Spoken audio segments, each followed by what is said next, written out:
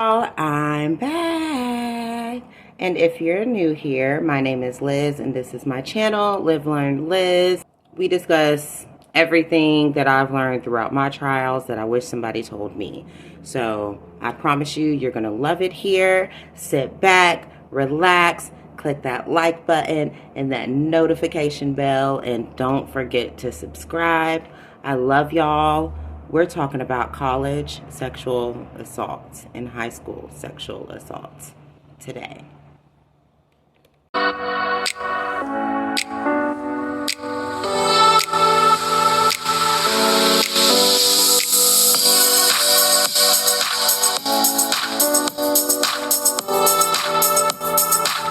So at first, I was just going to solely stick to sexual assault in college students. But then I got to digging a little deeper, and I realized that high school students are going through this too. This is a disturbing case because it involves two 11-year-olds, such a young age to be dealing with topics like sexual harassment. Always try avoiding him. I would walk the other way if I saw him coming. These are the written words of an 11-year-old girl describing sexual harassment, allegedly by an 11-year-old boy. Every time I would get out of first period, he would smack my behind my butt and he would try to grab my boobs. The sixth grader says it all started innocently in the beginning of the school year. She didn't know anyone at John Muir Middle School in Los Angeles, and the boy was friendly. We started talking more, and then we started to dating, and then he wasn't touchy at first, but then he started to get more and touchy, where I would feel uncomfortable with him touching me. So she started hiding from him, but she says the boy then became angry and aggressive. What he did to you is not okay. You're only 11. Ivan Benitez found out through his daughter's journaling. Immediately, he contacted school administrators. Feels like the school has failed me, has failed my daughter. Ivan says he was told the harassment described by his daughter does not meet the criteria for Tier 1 sexual harassment. That's when Ivan took to social media. Why does the predator need to stay there? Why can't he move or be expelled or be suspended? Instead, Benitez says school officials told him he could move his daughter to another school within the district. A spokesperson for LAUSD issued a statement to Fox 11 News that says in part, while we cannot disclose any information regarding student matters due to confidentiality, we want to reassure our families that we are committed to the safety of everyone in our school community.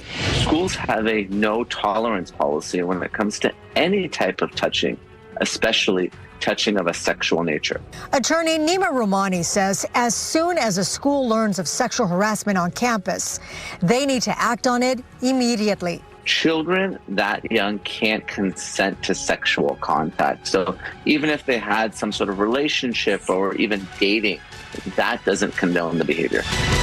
I think the biggest takeaway for parents here is communication. Annalisa Enrile, professor at USC School of Social Work, says it is never too early to talk to your kids about relationships and boundaries. We really should be educating both our boys and our girls about how to be respectful, how to be communicative, how to ask for consent.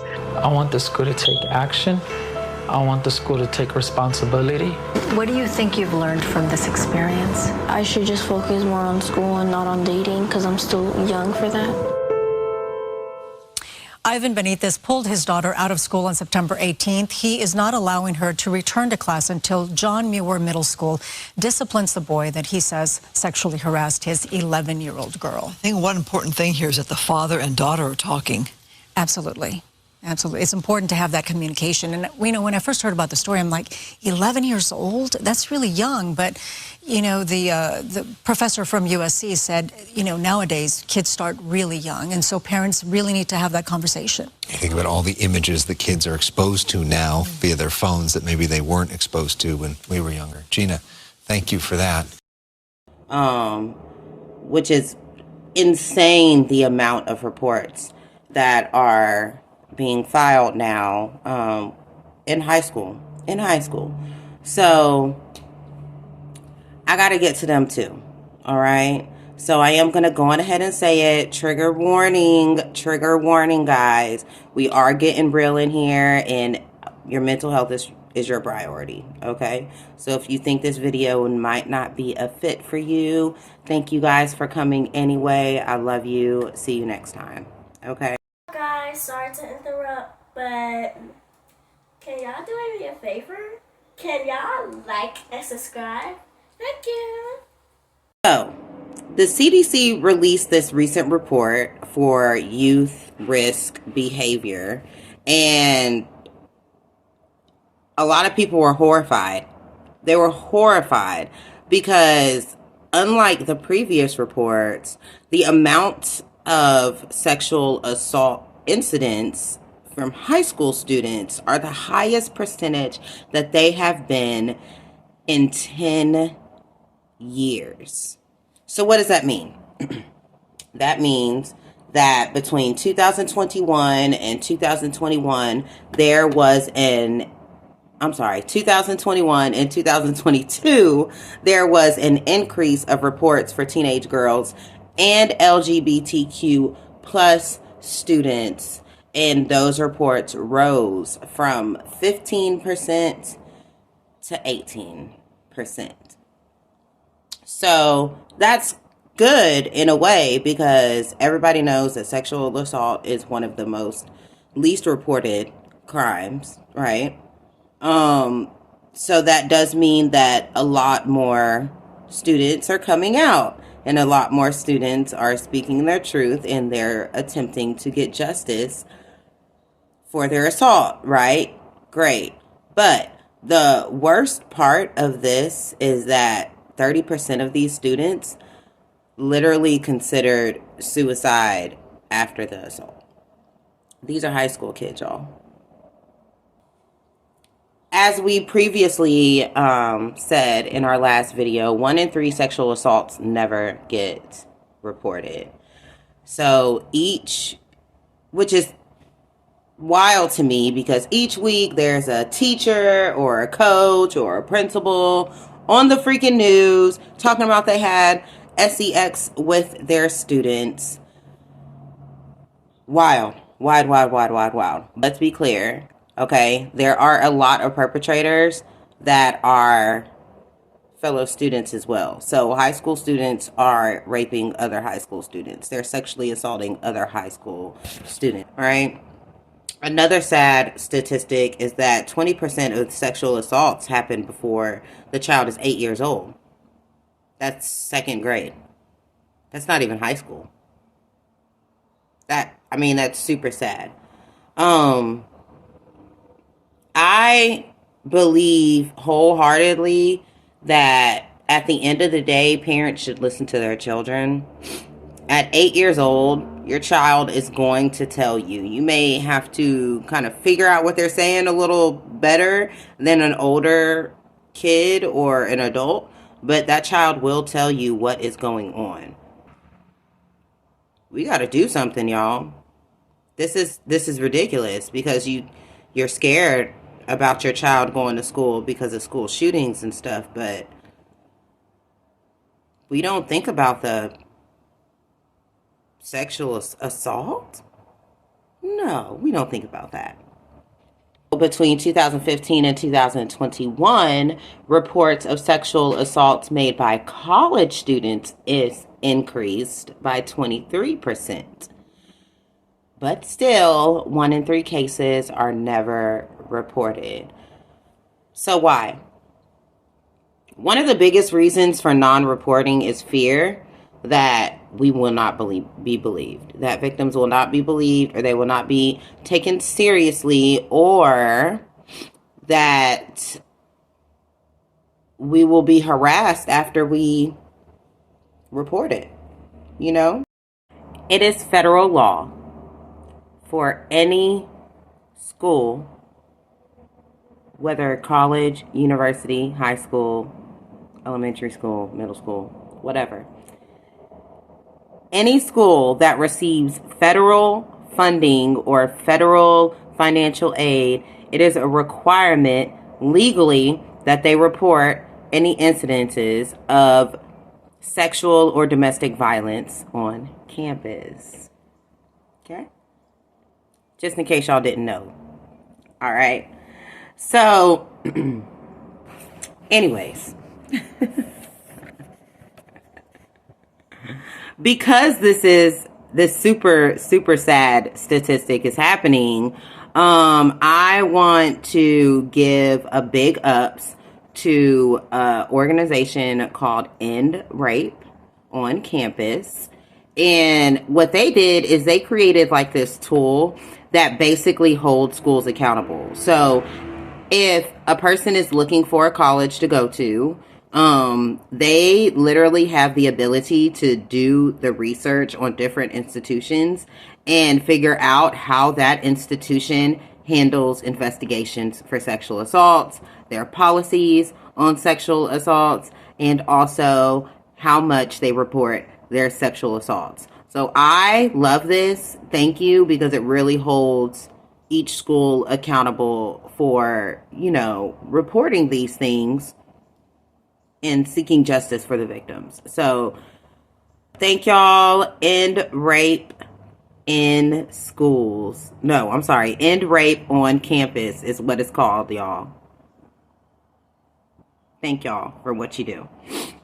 So I am going to say this. Just because some colleges are not escalating sexual assault claims like they should, there are several universities that have put certain systems and resources and trainings in place to help prevent sexual assault and make it easier to report and easier to cope if it does happen. Because, suicide and dropping out is a huge thing. And of course, we don't want our kids dropping out of college. We don't, their life hasn't even begun yet. So some colleges have begun to create these things for the students. Amazing. Great.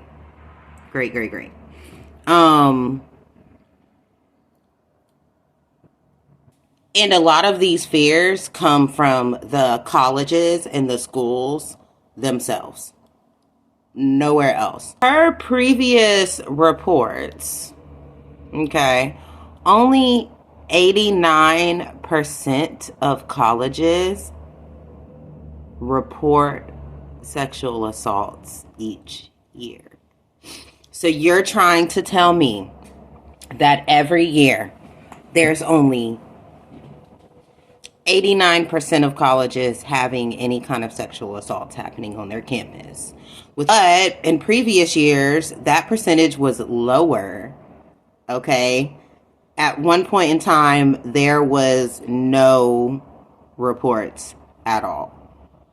And these colleges were reporting 0%, as if there was no sexual violence incidents whatsoever reported to them. Just like 89% of the colleges reported sexual assault, public schools is less. So I'm going to say this. It is federal law.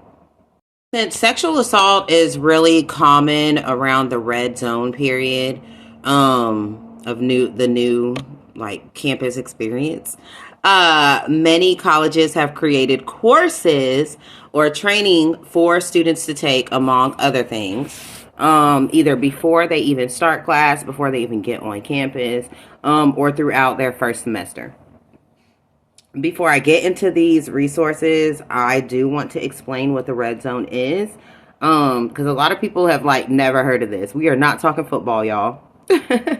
So the red zone is basically the time in between when students arrive on campus and Thanksgiving break.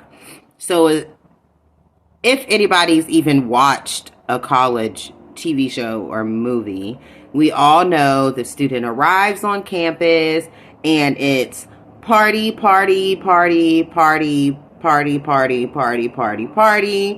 It's also sorority, fraternity, sports, hazing, just picking on a freshman just because all this happens like that first semester. So that is called the red zone period for college students. And it's not just freshmen, new students, it's also transfer students. So if this is your first time at that college, you're part of the red zone experience. This is also when statistically 50% of all sexual violence acts happen on campus. 50%. That's half. So that tells you alone, like, you know, this ain't cool. This is when a lot of perpetrators, they like to prey on the freshmen or transfer students. These kids are just trying to adjust to the college life.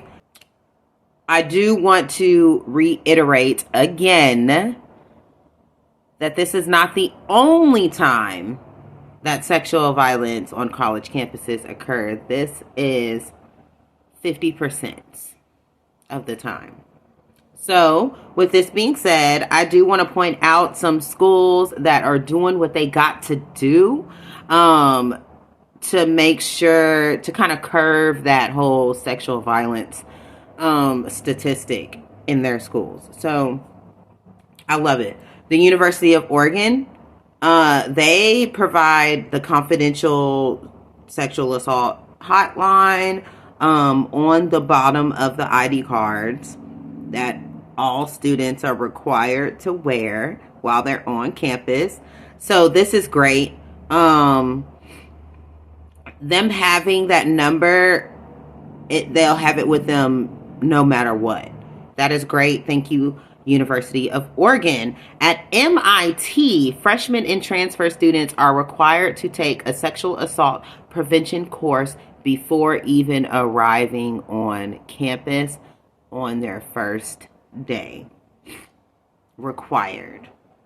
At the University of Michigan, first-year students are required to complete a 12-hour course about sexual coercion. Big ups to the University of Michigan, because that right there is really important. Now, for University of Florida to have one of the biggest reports of sexual assault, they are doing really good at trying to curb that. So the University of Florida, they do provide like a student nighttime patrol, which is by campus security. So basically a student can call, or they can use their, I think it's called a Gator Safe app. And they can request, you know, hey, I've been drinking. Hey, I need a ride home. It's like your own personal Uber or Lyft. Great, right? Especially because at University of Florida, that whole city is the college. So it's very hard to say I'm on campus, okay? Because everything is campus there. So that's great. They also have victim services through the University of Florida Police Department. They have the Rape Crisis Center, and they have safety and prevention classes for the students. The biggest thing that I love about what University of Florida is doing is they have created this Gator Safe app, is what it's called. And it's a safety app that students can use to basically see the crime statistics in their area. Also, they can report crimes to the police. There's also something called a mobile blue light and a safety toolbox, which shares your location with either the police or shares it with like your buddy. So if me and my girlfriend are going out and she leaves before I leave, I could still send her my location through the app, which is great. Perfect. So there's definitely resources available for students. Definitely. But I'm gonna keep it real with y'all, okay? And this is just my take. This is my personal opinion. Don't shoot the messenger. But I feel like at the end of the day, we should be educating our students on sexual violence awareness way before college, okay?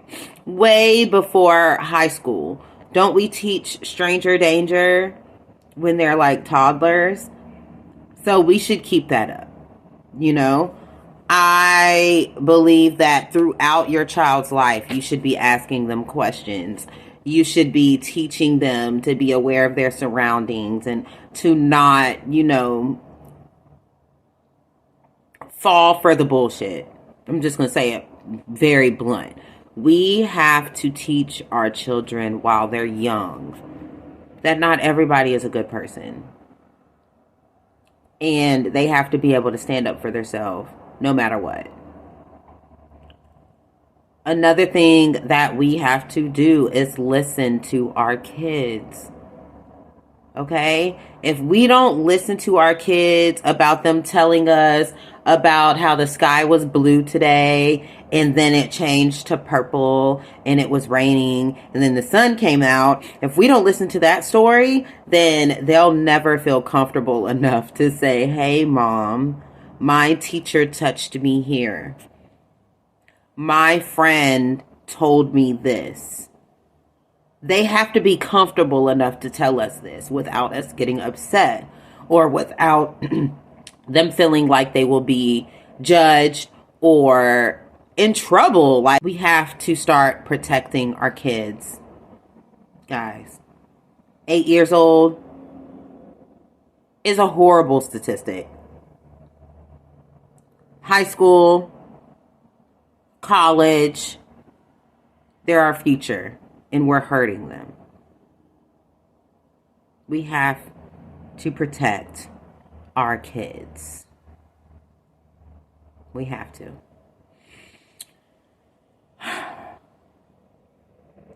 I'm going to leave this here, y'all. If you or anyone that you know has suffered from any type of sexual violence, please